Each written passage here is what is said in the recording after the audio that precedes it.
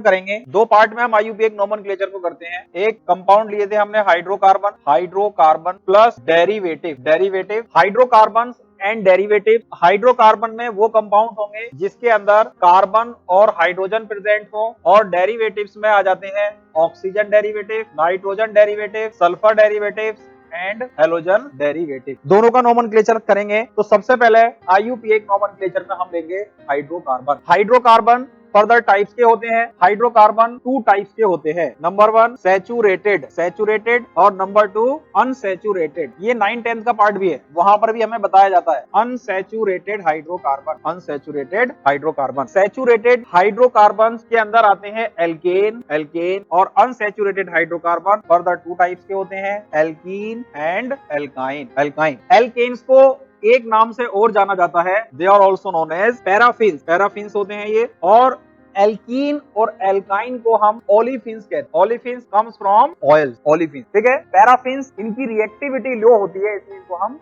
Paraffins भी कहते हैं, ठीक है। आइडेंटिफिकेशन पता होगा सभी बच्चों को, कार्बन कार्बन सिंगल बॉन्ड, इनका identification carbon carbon double bond. Alkyne का identification carbon carbon triple bond present होती है, ठीक है। नेक्स्ट इनका जनरल फॉर्मूला होता है। जनरल फॉर्मूला क्या होगा? CnH2n plus 2। इसका भी जनरल फॉर्मूला होता है CnH2n, और इसका जनरल फॉर्मूला होता है CnH2n माइनस 2। याद रखने का एक तरीका यूज करेंगे, नंबर ऑफ हाइड्रोजन कार्बन से डबल से दो ज्यादा, double plus 2, double double minus 2, double plus 2, double double minus 2। इस तरह से जनरल फॉर्मूला याद रख सकते हैं। इन सबके सफिक्स होते हैं सफिक्स एन, इन एंड आइन। ये तीनों सफिक्स, इन सफिक्स को एक नाम से और जानते हैं हम, all are known as primary suffix, primary suffix, primary suffix भी कहते हैं। तीन ही प्राइमरी सफिक्स होते हैं, एन, इन एंड आइन, ठीक है। यहां तक क्लियर? एक रिवीजन हो रहा है हमारा सबका, पढ़ा चुके हैं आपको ये चीजें, फिर भी एक बार रिवाइज कर रहे हैं। ये सफिक्स है जो हमें याद रखने हैं। जनरल फॉर्मूला याद भी रख सकते हैं, अगर भूल भी जाएं तब भी कोई प्रॉब्लम नहीं है। एक ट्रिक है, उसको हम अप्लाई करेंगे और जनरल फॉर्मूला हमें पता लग जाएगा क्या हो, ठीक है। तो नेक्स्ट स्लाइड दे रहा हूं मैं, आगे बढ़ जाऊं। ओके, नेक्स्ट व्हाट्सएप में भी आ जाए। नेक्स्ट अब यहां पर हम यूज करेंगे कि हमें नोमेनक्लेचर करना कैसे है। नोमेनक्लेचर करने का एक पैटर्न है, उस पैटर्न को हमें यूज करना है। पैटर्न क्या है? जब किसी भी कंपाउंड का आईयूपीए नोमेनक्लेचर करते हैं तो सबसे पहले हम प्रीफिक्स लेते हैं, प्लस रूट वर्ड आएगा, रूट वर्ड प्लस में क्या आता है? Suffix, suffix. किसी भी कंपाउंड का नोमेनक्लेचर जब हम करेंगे तो इसी पैटर्न पर किया जाएगा। We will use this pattern, prefix, root word and suffix, ठीक है। ये प्रीफिक्स जो है ये फर्दर टू टाइप्स के होते हैं। कौन कौन से? Secondary and primary. सफिक्स भी टू टाइप्स के होंगे, प्राइमरी एंड सेकेंडरी। ये कौन कौन से होते हैं? सेकेंडरी क्या है, प्राइमरी क्या है, इसको हम कैसे याद रखेंगे? इसको याद रखने का भी तरीका है, तो अभी शॉर्ट में हम बता रहे हैं। पहले सबसे पहले बात करेंगे प्राइमरी सफिक्स क्या है। प्राइमरी सफिक्स अभी मैंने बताया था तीन होते हैं, एन, इन और आइन। तीन प्राइमरी सफिक्स होते हैं, ठीक है। सेकेंडरी सफिक्स क्या है? सेकेंडरी सफिक्स जितने भी फंक्शनल ग्रुप है, जितने भी फंक्शनल ग्रुप है उनके सफिक्स को हम सेकेंडरी सफिक्स कहते हैं। तो इसके लिए हम एक पॉइंट नोट कर सकते हैं, suffix, suffix of all functional group, all functional group. Functional group के जो भी सफिक्स हैं उनको हम सेकेंडरी सफिक्स कहते हैं। रिप्रेजेंट करते हैं इसको 2 डिग्री से, सेकेंडरी सफिक्स। प्राइमरी प्रीफिक्स क्या है? प्राइमरी प्रीफिक्स की जगह पर यूज कर सकते हैं हम साइक्लो, बाईसाइक्लो और पायरो। ये सभी क्या होते हैं? ये प्राइमरी प्रीफिक्स होते हैं जिनको रूट वर्ड से पहले लिखा जाता है। They always comes before root word. अब क्या इन सभी का होना मैंडेटरी है कंपाउंड के अंदर? नहीं होगा तो लिखेंगे, कंपाउंड में नहीं होगा तो नहीं लिखेंगे। मगर दो चीजें जरूर आएंगी, वो क्या है? एक रूट वर्ड और प्राइमरी सफिक्स। एक भी कंपाउंड ऐसा नहीं है जिसमें रूट वर्ड और प्राइमरी सफिक्स नहीं हो, ये आना मैंडेटरी है। क्लियर? सेकेंडरी प्रीफिक्स क्या है? जितने भी फंक्शनल ग्रुप और सब्स्टिट्यूएंट होते हैं उनके प्रीफिक्स जो यूज करते हैं वो क्या कहलाते हैं? Secondary prefix. तो यहाँ पे हम पॉइंट की फॉर्म में लिख भी सकते हैं, prefix, prefix of substituent. Substituent term use करते हैं किसके लिए? सब्स्टिट्यूएंट किसके लिए यूज किया जाता है? साइड चेन के लिए, साइड चेन के लिए। Substituent and functional group, functional group के भी सफिक्स और प्रीफिक्स होते हैं। You should remember it. तो यहाँ पर पूरी बात हमने कर ली, सभी यहाँ पर प्रीफिक्स आ गए और सब सफिक्स भी आ गए। कुछ प्रॉब्लम हो? क्लियर है? यहाँ तक कोई प्रॉब्लम? No problem. तो हमें याद रखना है प्राइमरी सफिक्स 3 होते हैं, एन, इन, आइन, और सेकेंडरी सफिक्स क्या होंगे? Suffix of all functional group. तो जितने भी फंक्शनल ग्रुप हैं उनके सफिक्स और प्रीफिक्स होते हैं। ठीक है, नेक्स्ट अब बात करेंगे हम रूट वर्ड। रूट वर्ड क्या है, रूट वर्ड कितने टाइप के होते हैं। रूट वर्ड W थोड़ा सा पीछे हट गया मगर कोई बात। Root word depends on number of carbon atom. Root word carbon atom के नंबर पे डिपेंड करेगा। ठीक है, तो यहां पर हमने ले लिया कार्बन 1, कार्बन 2, 3, 4, 5, 6, 7, 8 तक कार्बन ले लिया। यहां पर और भी ले सकते हैं हम कार्बन 9, 10, 11, 12, 13, 14, 15, 16, 17, 18 एंड 19 कार्बन 20। क्या रूट वर्ड यूज करेंगे इसके लिए। कार्बन 1 पर आता है मैन, 10 तक जनरली बच्चों को याद होते हैं। एथ, प्रॉप, 4 पर आएगा ब्यूट, पेन, हैग, हैप, ऑक। कार्बन 9 पर आता है नन, डेक, अनडेक, अनडेक, डोडेक, ट्राइडेक, टेट्राडेक, टेट्राडेक, पेंटाडेक, हेक्साडेक, हेक्साडेक। तो देखिए जो वेरिएशन मिल रही है वो 10 तक सब चेंज है, अलग अलग है जो हमें याद है 10 क्लास में याद करा दिए गए। मैथ है, prop, but, pent, hex, hept, ऑफ, नन, डेक। उसके बाद क्या है, सब में डेक आ रहा है। अन का मतलब 1, डो का मतलब 2, ट्राई, टेट्रा, पेंटा, हेक्सा। हेक्सा 6 के लिए यूज करते हैं, हेप्टा किसके लिए यूज करते हैं 7, 8 के लिए ऑक्टा, 9 के लिए नोना, 10 के लिए डेका। ठीक है, तो आ जाएगा 7 पे क्या आएगा 17 पर हेप्टा डेक, ऑक्टा डेक, और इस पर आ जाएगा नोना डेक। 20 पे क्या आता है आइकोस। यहाँ बच्चे रुक जाते हैं आकर, आइकोस। ठीक है, इसी तरह से कार्बन 30 के लिए भी बताया था मैंने, कार्बन 40, कार्बन 50 जरूरत नहीं पड़ती है, फिर भी हम क्या करते हैं इसको एक बार देख लेते हैं। कार्बन 30 के लिए कॉन्ट यूज करते हैं, कॉन्ट। जैसे 3 है तो ट्राइकॉन्ट, टेट्राकॉन्ट, और 5 के लिए आता है पेंटाकॉन्ट, कॉन्ट लगा देते। हेक्साकॉन्ट, हेप्टाकॉन्ट, इस तरह से चलेगा, जरूरत नहीं पड़ती है।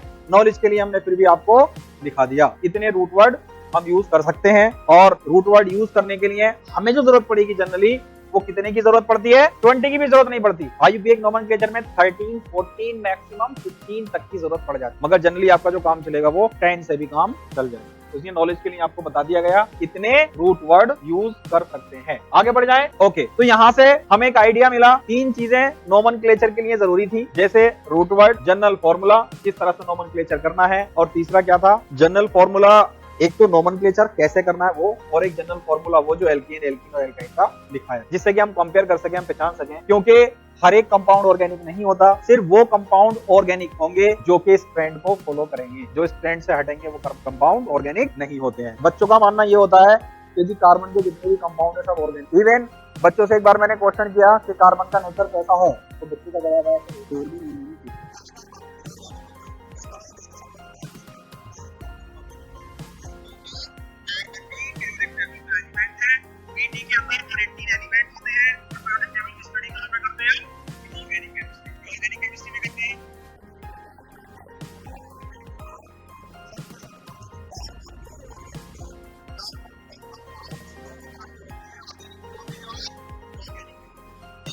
मोस्टली कंपाउंड्स ऑर्गेनिक होते हैं, मगर इनऑर्गेनिक भी अच्छे खासे कंपाउंड होते हैं। एग्जाम्पल के लिए आपको बताया गया था carbon dioxide, carbon monoxide, calcium carbide, बहुत सारे, कहीं भी कार्बन होगा तो वो क्या हो सकता है, इनऑर्गेनिक हो सकता है। ऑर्गेनिक कब होगा, जब एक सिस्टम को फॉलो करेंगे। वो सिस्टम क्या है, आईयूपीए नोमेनक्लेचर की रूलिंग, यानी कि उसकी रूलिंग बनाएगी।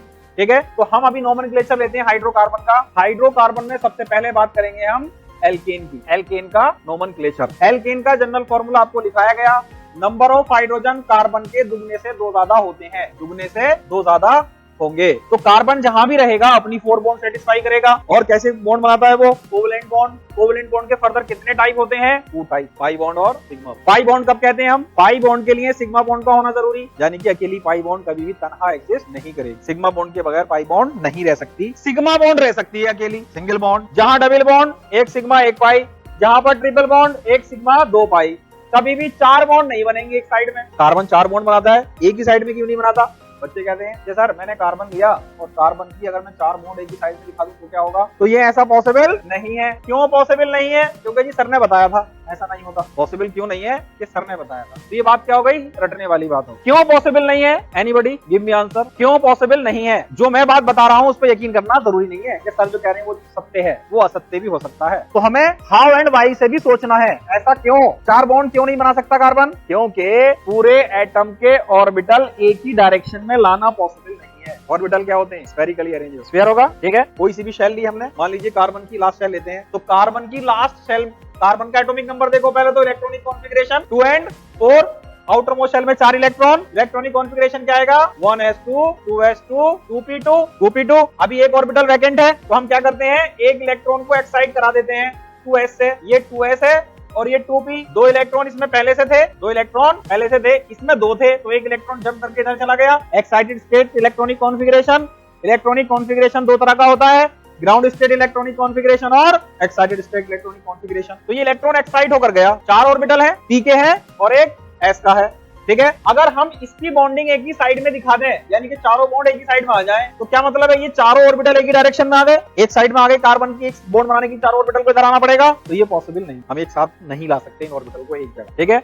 एक तो इलेक्ट्रॉन बहुत करीब हो जाएंगे, इलेक्ट्रॉनिक रिपल्शन भी पाया जाता है, इलेक्ट्रॉन को रिपल करेगा, नेगेटिवली चार्ज है, ये क्या रहते हैं स्पेस में स्कैटर्ड रहते, तो इसलिए एक डायरेक्शन में इलेक्ट्रॉन लाना पॉसिबल नहीं, तो इसलिए 4 बॉन्ड पॉसिबल नहीं होंगे। मैक्सिमम 3 बॉन्ड बनाता है और कार्बन जहां भी रहेगा अपनी टेट्रावैलेंसी को शो कर, ठीक है। ये टेट्रावैलेंसी किस तरह से रहेगी, तो हम जनरली इसको ऐसे दिखा देते हैं कि जी कार्बन जहां भी रहता है इस तरह से रहता है। अगर सभी ऑर्गेनिक कंपाउंड की बात करें, क्या पूरे ऑर्गेनिक कंपाउंड में कार्बन किस तरह से बॉन्डिंग का अरेंजमेंट होगा पूरी ऑर्गेनिक में, तो 4 पैटर्न है इसके। पहला पैटर्न 4 सिग्मा बॉन्ड बना ले इस तरह से, 4 सिग्मा बॉन्ड, एटम कुछ भी हो सकता है, कार्बन भी हो सकता है और हाइड्रोजन भी हो सकता है। और क्या पैटर्न हो सकता है कि एकक सिंगल बॉन्ड हो और 2 डबल बॉन्ड आ जाए, ये भी हो सकता है। तीसरा पैटर्न क्या हो सकता है, दोनों साइड में डबल बॉन्ड आ जाए, ठीक है। चौथा पैटर्न क्या हो सकता है, एक साइड में डबल बॉन्ड और एक साइड में ट्रिपल बॉन्ड, ये भी हो, ठीक है। अब आइडेंटिफाई करेंगे कौन सी सिग्मा और कौन सी पाई, तो इसको आइडेंटिफाई करने के लिए हमने पहले ही बता दिया आपको, अकेली बॉन्ड सिग्मा और जहां किसी के साथ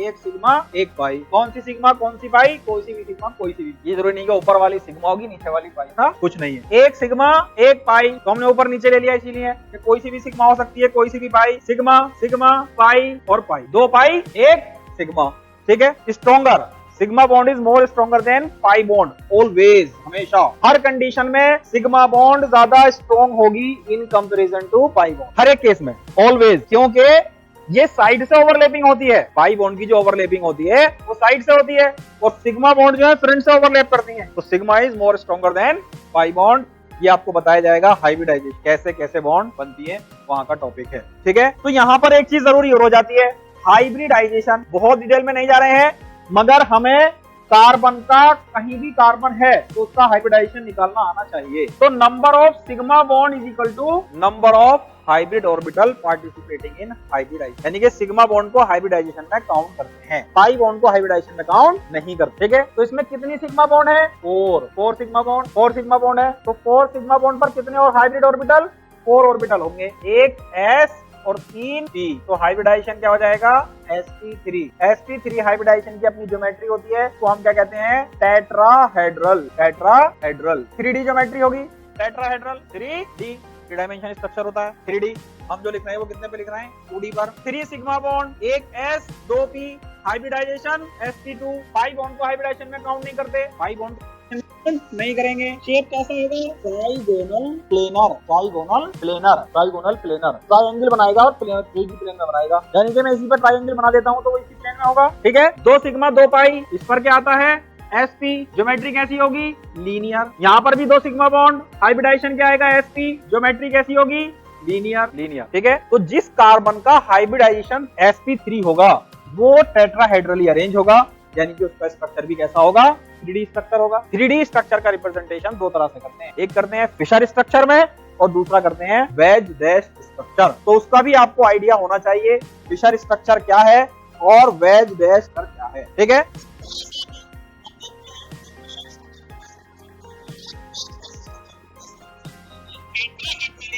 अरेंज होने वाला कार्बन जहां पर भी होगा वो टेट्राहेड्रल होगा। मैं पहले टेट्राहेड्रल ज्योमेट्री ले रहा हूं इसकी, तो टेट्राहेड्रल ज्योमेट्री में इस तरह से बना सकता हूं, कोने में बना रहा हूं छोटी, तो इस तरह से अरेंज हो सकता है। सेंटर में कार्बन, 4 बॉन्ड और चारों बॉन्ड पर मैंने क्या दिखा दिया हाइड्रोजन, तो इसको मैं क्या कह दूंगा ये मीथेन, पहला कंपाउंड है ये एल्केन का मीथेन। तो इसकी ज्योमेट्री कैसी है टेट्राहेड्रल ज्योमेट्री है और बॉन्ड एंगल कितना आ जाएगा 109 डिग्री 28 मिनट का बॉन्ड एंगल होता है। तो चारों बॉन्ड कैसी होंगी ये टेट्राहेड्रली अरेंज होंगी, ठीक है। तो इस स्ट्रक्चर को रिप्रेजेंट जो बुक में किया जाता है और वहां पर हमें कंफ्यूजन होता है ये क्या हो गया, क्योंकि हम 2D में लिखते हैं, चाहे अपनी कॉपी पे लिखे या मैं बोर्ड पे लिख, 2D स्ट्रक्चर कैसा है 3D, तो 1-2 बॉन्ड तो इसके बोर्ड के आगे पीछे जाएंगे कि नहीं जाएंगे, ठीक है। उनको रिप्रेजेंट कैसे करेंगे हम, यानी कि हमें ये पता हो स्ट्रक्चर को देखने के बाद कौन सी बॉन्ड प्लेन में है और कौन सी bond out of the plane, कौन सी bond out of the plane है। अगर मैं इसको रिप्रेजेंट करूं आपको एक्चुअल में, क्या ये स्ट्रक्चर दिखता कैसा है, तो मुझे 4 पेन दीजिए मेरे हाथ में जरा, 4 पेन गिव मी। ये स्ट्रक्चर होता है, दिख रहा है सभी बच्चों को। इसको अगर मैं घुमाऊं, एक बॉन्ड को भी घुमाऊंगा तो सारी बॉन्ड घूमेंगी, तो जितनी भी बॉन्ड है, एक बॉन्ड ये मेरे हाथ के पीछे है अगर दिखने रही हो बच्चे को, और एक बॉन्ड ये है, दिस इज द स्ट्रक्चर, ठीक है। कैसे भी घुमा लीजिए इसको, tetrahedral, this is tetrahedral structure. क्या हुआ, ट्राइपॉड कुछ ऐसा है, और इसको थोड़ा चेंज करना। टेट्राहेड्रल पिरामिड ये नहीं है। पिरामिड कब बनेगा, जब इसके ऊपर फेसेस आ जाएंगे, एक ट्राइंगल बनेगा यहाँ पर, तो इक्विलेटरल ट्राइंगल होंगे कितने, 1 2 3 4। जब 4 एंगल एक ही ज्योमेट्री के अंदर हो, फेसेस हो, 4 फेसेस, तो कहते हैं tetrahedral. This is the mathematics, not a chemistry. हाँ, सेंटर में कार्बन है और ये बॉन्ड है हाइड्रोजन के साथ, ये स्ट्रक्चर है। अब जरा सोचो, अगर 2 पेन यानी कि 2 बॉन्ड में प्लेन में ले लेता हूं, तो एक पेन प्लेन से बाहर जाएगा और एक प्लेन के अंदर जा रहा है कि नहीं, तो इसको हमें रिप्रेजेंट कैसे करना है, तो उसको रिप्रेजेंट करने के लिए 2 स्ट्रक्चर दिए गए। कौन कौन से, वेज डैश स्ट्रक्चर और फिशर स्ट्रक्चर, उसी की बात करते हैं, wedge dash structure and Fischer structure. तो यहाँ पर 2 स्ट्रक्चर होंगे, एक फिशर और एक वेज डैश। जगह छोटी है इसलिए मैं नेक्स्ट बोर्ड स्लाइड पे इसको लेता हूं। वेज डैश क्या है और फिशर क्या है, veg dash structure, veg dash. Centre में कार्बन है, कार्बन की 2 बॉन्ड को हमने इस तरह से रिप्रेजेंट, ये दोनों बॉन्ड एक ही प्लेन में, जहां पे मोड़ आ गया वहां पे कार्बन दोनों बॉन्ड एक ही प्लेन पर ले ली। कौन से प्लेन में, जिस प्लेन में हम लिख रहे हैं, ठीक है। और एक बॉन्ड को सॉलिड लाइन से रिप्रेजेंट किया, सॉलिड लाइन, ठीक है, इसको हम कहते हैं वेज बॉन्ड। ये कहां पर है, out of the plane, plane के बाहर, जो हमने बॉन्ड को दिखाया। यहाँ पे क्या है, हाइड्रोजन, यहाँ पर भी हाइड्रोजन है और यहाँ पर भी हाइड्रोजन। और जो प्लेन के अंदर है उस बॉन्ड को हम दिखा सकते हैं इनवर्ट द प्लेन, और ये डैश डैश बॉन्ड से रिप्रेजेंट, डैश डैश पर भी हाइड्रोजन, ठीक है। तो 2 बॉन्ड जो सेम दिख रही हैं वो एक ही प्लेन पर, और जो सॉलिड बॉन्ड है वो प्लेन के बाहर, और जो डैश डैश बॉन्ड है वो प्लेन के अंदर। और चारों की चारों बॉन्ड ये कैसे, कौन सा एंगल बना रही है, 109 डिग्री 28 मिनट, या फिर 109 डिग्री 109.5 डिग्री 5 डिग्री, ठीक है। तो ये भी जो है बॉन्ड एंगल कितना है, ये बॉन्ड एंगल है हमारे पास 109.5 डिग्री। टेट्राहेड्रल ज्योमेट्री है, उसी ज्योमेट्री को रिप्रेजेंट किया। तो इसका भी एग्जिस्टेंस है। जब हम स्टीरियो केमिस्ट्री की बात करते हैं तो हमें ये पता होना चाहिए कौन सी बॉन्ड कहां पर है, उससे इसकी क्या होगी, स्टीरियो केमिस्ट्री चेंज हो जाती है, ठीक है। और दूसरा स्ट्रक्चर कौन सा है, second one is Fischer structure. Fischer एक साइंटिस्ट का नाम है, उन्होंने क्या किया, फिशर स्ट्रक्चर ने 3D स्ट्रक्चर को 2D में दिखाया। 2D में फिशर स्ट्रक्चर की बात करते हैं, 2D। तो इन्होंने क्या किया, किसी भी बॉन्ड को प्लेन में नहीं लिया, चारों bond out of the plane ले, out of the plane, 2 plane के बाहर 2 प्लेन के अंदर, कोई सी भी बॉन्ड प्लेन पे नहीं है। तो मैंने सेंटर में कार्बन ले लिया और कार्बन पर 2 बॉन्ड वेज से दिखा दी, जो हम अभी स्ट्रक्चर ले रहे हैं, वेज बॉन्ड। ये कहां है, प्लेन के बाहर, सेम इधर होगी। ये कहां पर है, प्लेन के बाहर, हाइड्रोजन दिखा दिया, और हाइड्रोजन प्लेन पे कोई बॉन्ड नहीं है, और डैश डैश बॉन्ड को कहां पे दिखा दिया, प्लेन के अंदर, प्लेन के बॉन्ड एंगल उतना ही है, सभी बॉन्ड में bond angle will remain same. तो डैश डैश वाली बॉन्ड बोर्ड के पीछे और वेज बॉन्ड बोर्ड के बाहर, यानी कि प्लेन में कोई बॉन्ड नहीं है। तो इसको हम कहते हैं फिशर स्ट्रक्चर, इसको कहते हैं वेज डैश स्ट्रक्चर। इसको लिखते कैसे हैं, जो बुक में लिखा हुआ होता है, तो इसके लिए हम बुक में लिखने के लिए क्या करते हैं, डायरेक्टली आपको कैसा दिखेगा, ये प्लस के जैसा दिख, plus H H H H. तो ये रिप्रेजेंटेशन आसान है, ये किसके जैसा होगा, इसके जैसा, बुक में यही लिखा हुआ होता है, प्लस। तो बच्चा अगर इस पे इसका कंसेप्ट क्लियर ना हो तो इसको क्या सोचेगा, सभी बॉन्ड कितने डिग्री के एंगल पर है, 90 डिग्री। मगर ऐसा नहीं है, जो दिखता है वो होता नहीं है, जो होता है वो दिखता नहीं, होता ही, ठीक है। तो ये रिप्रेजेंटेशन आसान, अगर इस तरह से रिप्रेजेंट किया गया है तो हमारे दिमाग में क्या पिक्चर आनी चाहिए, ये बात। तो इसको हम कह सकते हैं, ये दोनों बॉन्ड अगर लेते हैं, या तो प्लेन के बाहर ले लो, मान सकते हैं, मतलब इन दोनों को प्लेन के बाहर मान लिया तो प्लेन के अंदर चली जाएंगी, और इन दोनों को प्लेन के अंदर मानते हैं तो प्लेन के बाहर आ जाएंगी। ये जरूरी नहीं है कि इनको 2 को हमें इधर ही दिखाना है, ये घुमा भी सकते हैं आप, इसको घुमा दिया तो डैश डैश इधर आ जाएगी और वेज बॉन्ड ऊपर की तरफ आ जाएगी। तो ये आपकी मर्जी है कैसा भी, यानी कि 2 अंदर 2 बाहर, ये चारों की चारों बॉन्ड एक प्लेन पर नहीं। तो इसको कहते हैं फिशर स्ट्रक्चर। तो फिशर स्ट्रक्चर हमारे लिए ज्यादा एक्सेप्टेबल है in comparison to wedge dash. Reason क्या है इसका, इसको बनाने में बहुत टाइम लगेगा। इस वाले स्ट्रक्चर को ऐसे बना सकते, क्लियर। स्टीरियो केमिस्ट्री के अंदर पूरा यूज है इसका, ध्यान रखिएगा इस बात को। आगे बढ़े नेक्स्ट।